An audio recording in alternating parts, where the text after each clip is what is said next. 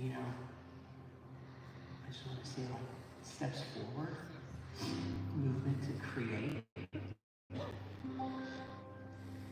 It's not about how you feel. It's movement forward. Like that. Something good. The checkbox is completely different. It's completely different. Or you go to the same spot. You don't expect the sun's going to set. It's going to go down. There's going to be some clouds, whatever.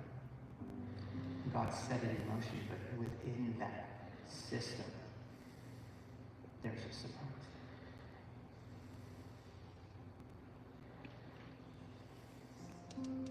We're going to the pine trees. They're a little more epic sometimes. I love fall, but man, you know, I could call this a happy tree with that help. I could paint some happy rocks. This one actually wasn't a pine tree. What might I do there?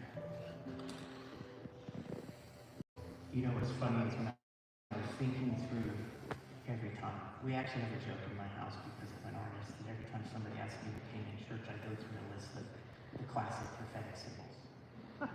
And I say to myself, okay, which one can I rely on? And our last night, Randy was like, you know, lions? I love lions, but gosh, can we do something else? And I'm like, yeah, I understand that.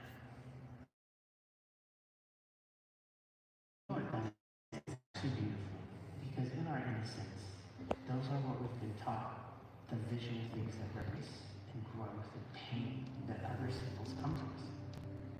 You have to actually copy before you can create. Before you can reach for something else, you got to see what someone else has done.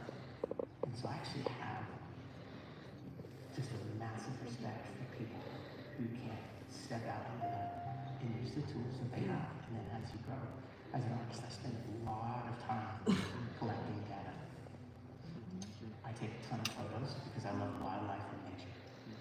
And I often don't paint something until I've seen it. So every one of those up there is something that I have seen in some way and studied, whether it's birds, whatnot.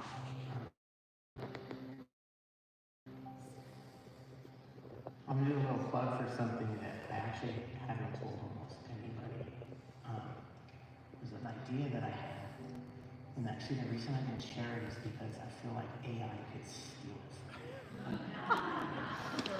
And I know some people are like, hey man, embrace it. I can hear Josh Scott now tell me that it has that good. Josh, I love you and I believe you. But I also know that AI could steal it from me. So you see that painting up there, those mountains? Those mountains don't actually exist. But the trees on those mountains is actually a recording of my voice singing, I think it's Psalm, or not singing, speaking Psalm 108. And so what I did is I spoke it into my computer, and then I brought it into detail in audio software and printed it out large, and then painted the landscape of Psalm 108. That's awesome.